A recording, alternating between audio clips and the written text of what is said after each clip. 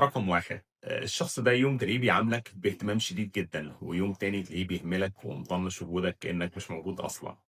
رقم 2 هو عايزك أنت دايمًا تاخد المبادرة بالكلام أو بالاتصال بيه، علشان كده هتلاقيه بيظهر دايمًا باستمرار في أماكن الشغل، في أماكن الدراسة، أو يعني حواليك باستمرار، علشان يخلّيك أنت اللي تاخد المبادرة بالكلام أو ببداية الكلام معاه.